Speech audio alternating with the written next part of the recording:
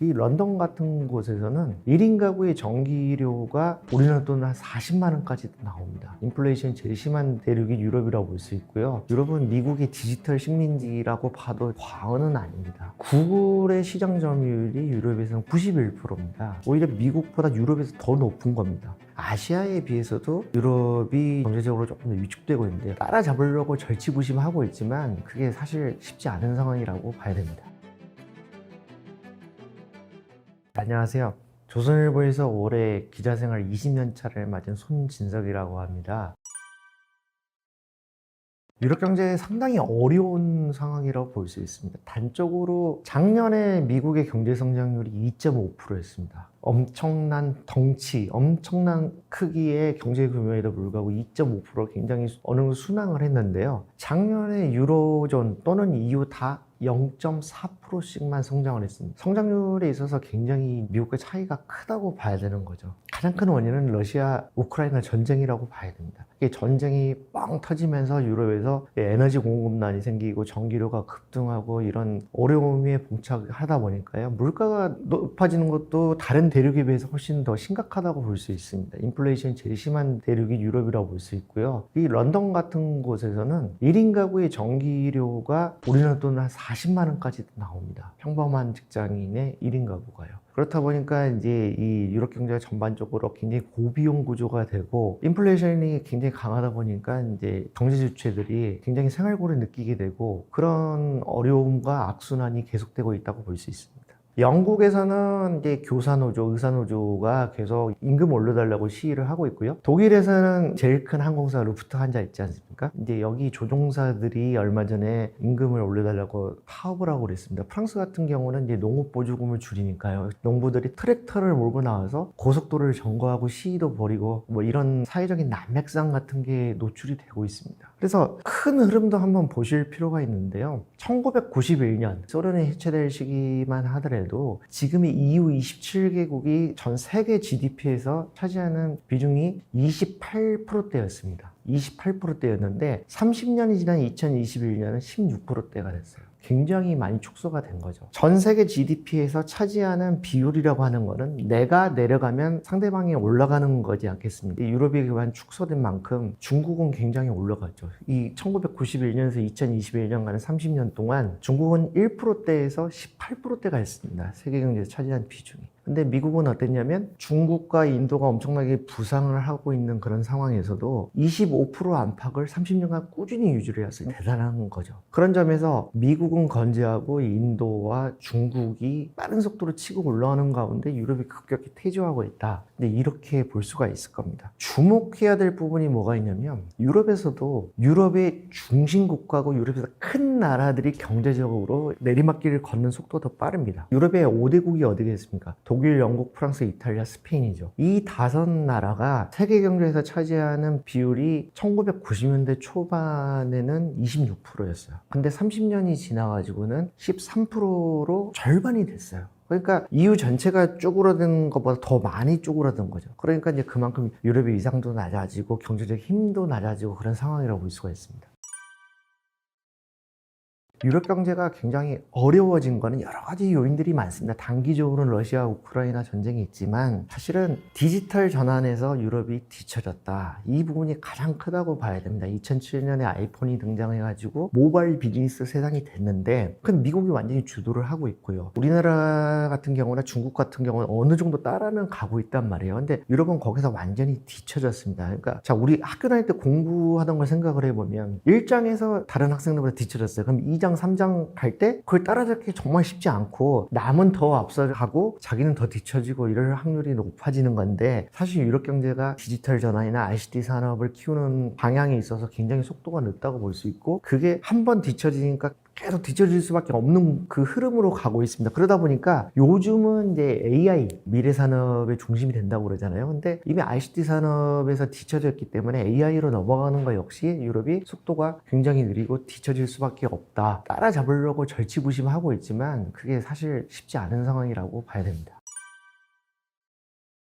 유럽에서 이렇게 생활을 해보면요, 유럽은 미국의 디지털 식민지라고 봐도 과언은 아닙니다. 모바일 기기부터 보자면 유럽의 모바일 기기 시장이라고 하는 거는 3등분 돼 있어요. 애플이 3분의 1 차지하고 있고요, 삼성전자가 3분의 1을 차지하고 있습니다. 그리고 샤오미나 화웨이 같은 중국 업체들이 3분의 1을 차지하고 있고, 유럽에 자생적인 기업은 없습니다. 노키아 아시죠? 노키아가 미국 기업에 팔려간 이후로는 유럽에서 이렇게 모바일 기기를 좀 만들고 제조할 수 있는 그런 능력, 그런 게 거의 사라졌어요. 그래서 파리 시내에서 지나다 보면은 이게 뭐 스마트폰 들고 다니지 않습니까? 그러니까 뭐 애플이거나 아니면 삼성이거나 아니면 중국 제품이거나 세 가지 중에 하나라고 볼 수 있습니다. 그리고 뭐 그뿐만 아니라요, 온라인에서 여러 가지 앱을 한번 볼까요? 자, 한국의 T맵에 해당되는 그 운전용 맵 있지 않습니까? 유럽에서는 제일 많이 흔히들 쓰는 게 영어로는 웨이즈, 불어로는 와즈라는 게 있습니다. 근데 이 웨이즈라는 게 어떤 앱이냐면요, 처음에 이스라엘 스타트업이 개발해서 이스라엘에서 만든 겁니다. 그러니까 유럽 사람들은 이게 유럽에서 만든 걸로 잘못 알고 있는 사람도 있는데요, 이스라엘이라는 데가 창업 생태계가 잘 만들어진 그런 나라지 않습니까? 그래서 이스라엘 스타트업에서 시작을 했는데 이거를 한 10년 전쯤에 구글이 샀습니다. 그러니까 이게 이제 구글이 갖고 있는 운전용 앱을 유럽 사람들이 가장 널리 쓰고 있는 거라고 봐야 됩니다. 그래서 어떤 사람들은 이런 질문도 합니다. 유럽 사람들도 어떤 카카오톡에 해당되는 이런 모바일 메신저가 있지 않겠냐. 근데 이것도 역시 왓츠앱을 제일 많이 씁니다, 유럽 사람들도. 근데 왓츠앱이라는 거 여러분 잘 아시겠지만, 얀쿰이라는 우크라이나 이민자가 미국에 가서 만든 거고요, 페이스북의 자회사가 됐어요. 한 10년 전쯤에 이제 페이스북이 인수를 했기 때문에 지금 메타의 계열사인 거죠. 이런 식으로 해가지고 유럽에서는 사실 자생적인 디지털 기업 이런 걸 찾아보기가 정말 어렵다고 봐야 됩니다. 그리고 검색 시장 있지 않습니까? 온라인에서 검색을 할 때도 구글의 시장 점유율이 유럽에서는 91%입니다. 그런데 이게 구글의 검색 시장 점유율이 미국에서는 87%예요. 그러니까 구글의 점유율이 오히려 미국보다 유럽에서 더 높은 겁니다. 유럽이 완전히 안방을 내줬다. 유럽에도 자생적인 유럽 기업들 중에서 온라인 커머스를 하는 기업들이 있습니다. 뭐 영국에 보면은 전통적인 대형 유통업체인 테스코나 세인스버리 같은 경우에 온라인 매장을 운영을 합니다. 근데 테스코하고 세인스버리를 합쳐도 아마존 영국보다 매출이 더 작습니다. 아마존이 굉장히 뭔가 일찌감치 유럽의 이커머스 시장을 선점을 했기 때문에 그런 건데요, 유럽에서 작년 기준으로 봤을 때 가장 매출이 많은 이커머스 기업이 아마존 독일입니다. 2위가 어디냐면 아마존 영국입니다. 이런 식으로 돼 있어요. 그래서 아마존이 독식을 하고 있는데 이거는 시장 선점 효과가 굉장히 크다고 봐야 된다. 이 아마존이 미국에서 인터넷 쇼핑몰을 처음 만든 게 1995년이거든요. 근데 유럽에 와가지고 영국에서 이제 아마존이 만든 언제냐면 1998년이에요. 이 당시는 유럽에서는 이커머스에 대한 개념 자체가 없었을 텐데 아마존이 굉장히 발빠르게 움직인 거죠. 아마존이란 게 유럽에서 얼마나 거대한 기업이 됐냐면, 유럽 전체 대륙에서 거대한 물류센터 있지 않습니까? 그거를 아마존이 갖고 있는 게 70개가 넘습니다. 그리고 정규직만 유럽에서 22만 명을 고용을 하고 있고요, 굉장히 유럽 친화적인 마케팅을 벌입니다. 유럽 사람들이 전반적으로 친환경에 관심이 많기 때문에 아마존은 이제 포장용기나 이런 것부터 해가지고 굉장히 친환경이라는 거를 강조를 많이 하고 있어요. 그렇다 보니까 유럽 사람들의 마음을 사고 있는 거고요. 근데 이거를 로컬의 이커머스 기업들이 뚫지를 못하고 있어요. 온라인 커머스 사업이라는 게 순전히 온라인 사업만 하는 건 아니거든요. 거대한 물류센터를 세우고 배달을 하고, 그래서 온 오프라인 병행 사업이거든요. 근데 이거를 유럽이 아마존에 거의 뺏기고 있다는 거는 그만큼 굉장히 경제활동에서 차지하는 비중이 큰 산업이 이제 외국 기업에 넘어가 있다,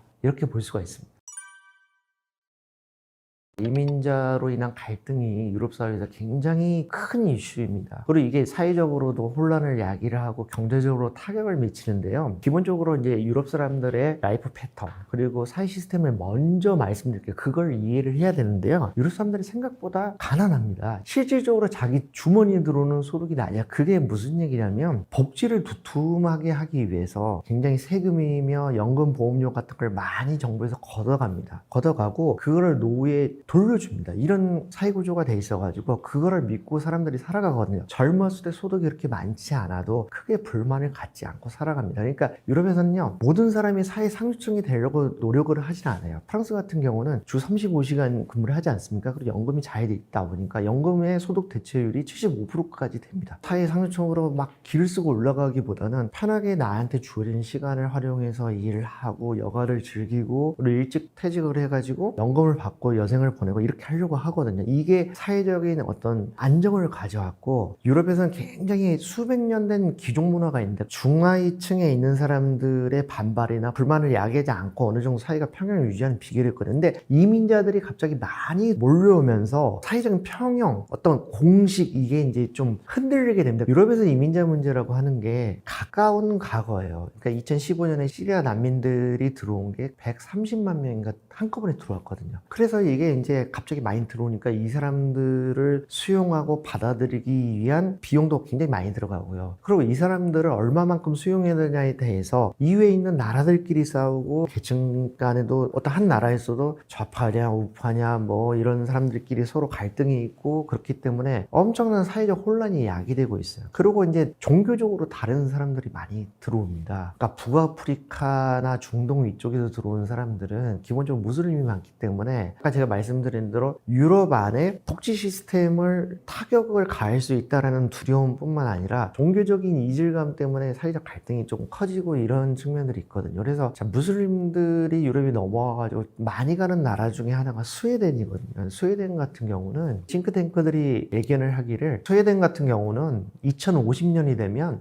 무슬림 인구 비중이 20%까지 달할 것을 싱크탱크들이 내다보고 있거든요. 프랑스 같은 경우는 이미 인구의 10%가 조금 넘는 700만 명이 무슬림인 것으로 추정이 되고 있습니다. 그렇다 보니까는 이 사람들이 몰려와서 야기하는 여러 가지 갈등, 내국인과 이민자의 갈등, 그 내국인끼리 이민자를 얼마나 수용해야 되느냐를 놓고 벌이는 갈등, 이런 것들이 굉장히 갈등 수위가 높다고 봐야 되고요. 피식민 국가의 국민들이 많이 유럽에 옵니다. 근데 특히 프랑스가 그러는데요. 북아프리카의 옛날에 알제리나 모로코나 튀니지 같은 프랑스 식민지였던 나라 사람들이 프랑스 많이 넘어옵니다. 왜냐하면 불어를 쓸 줄 알기 때문에, 익숙하기 때문에 많이 와요. 근데 이 사람들이 사회적으로 굉장히 큰 충돌을 야기하는 게 뭐냐면, 마음속에 약간의 분노를 갖고 있기 때문에 인종차별과 같은 어떤 사건이 일어나면은 굉장히 폭력 수위가 높은 시위를 벌입니다. 그래서 경찰하고 대치만 하는 게 아니라 길가에 세워져 있는 차도 부셔버리고요, 거리에 있는 상점 같은 것도 부셔버리고 이렇거든요. 그래서 보험사들은 엄청나게 많은 보험금을 지불하는 일이 벌어지고, 이게 경제적으로 굉장히 큰 타격이 되고 있습니다. 근본적으로 이제 유럽에서는 이민자로 인해 어떤 문제가 있냐면,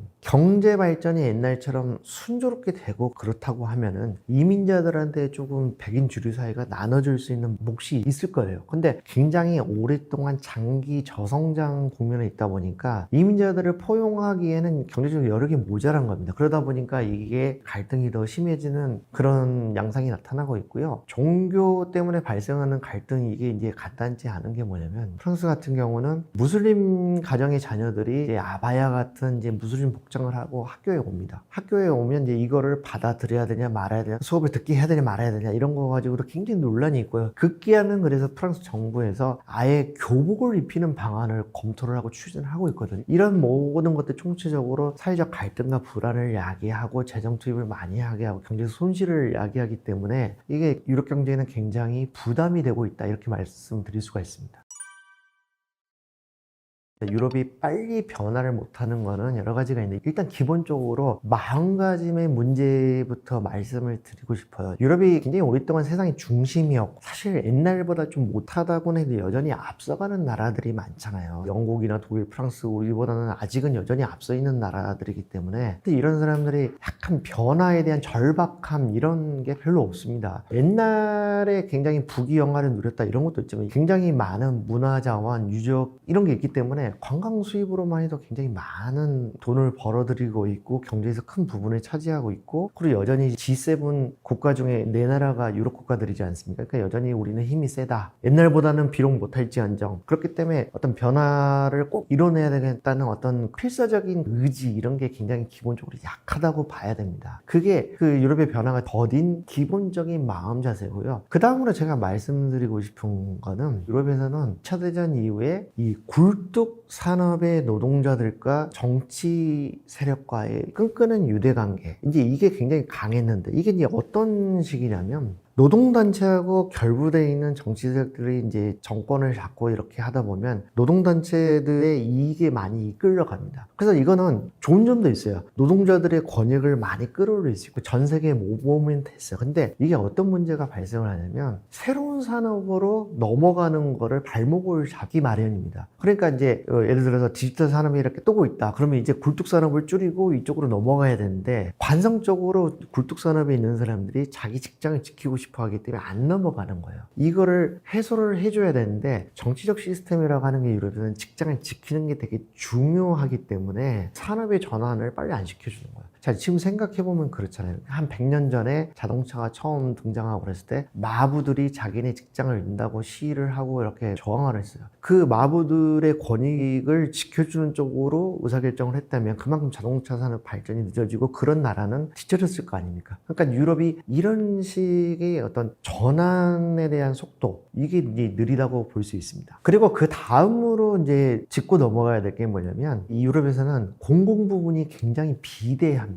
국가가 일자리를 제공해야 된다는 그런 인식이 굉장히 강합니다. 미국에 비해서. 그래서 이제 OECD 통계를 보면 전체 이제 일자리 중에서 공공 부문의 비율이, 이게 보면은 프랑스가 한 21% 정도 되고요. 그리고 이제 미국은 한 15% 정도 됩니다. 이게 이제 6%포인트라고 하니까 엄청 크게 와닿지 않을 수도 있는데, 이게 이제 일자리 숫자로 치면은 수백만 개 차이거든요. 근데 민간 부분이 굉장히 위축돼 있고 공공 부분이 크면은 민간의 이제 활력이 줄어들고, 그리고 공무원들이 많으면 어떻게 돼요? 규제가 많이 늘어나게 마련이거든요. 프랑스 같은 경우는 얼마나 공무원들이 많냐면 전체 국민의 8.7% 정도가 됩니다. 근데 우리나라는 전체 국민 중에 공무원이 꽤 많이 늘었다고 해도 2.3%에 불과하거든요. 그러니까 이제 이런 점에서 봤을 때 굉장히 사회가 둔탁하고 천천히 움직인다는 걸 알 수 있습니다. 공공부문이 너무 비대하기 때문에요. 그래서 공공부문이 비대한 이유, 이게 여러 가지인데 그 중에 하나가 뭐냐면 식민 통치를 했다는 것과 연관이 되거든요. 그러니까 옛날에 이제 영국이나 프랑스 이런 나라들이 거대한 제국을 건설할 때 여러 나라들을 거느리고 이렇게 어떤 제국주의에 빠져 있을 때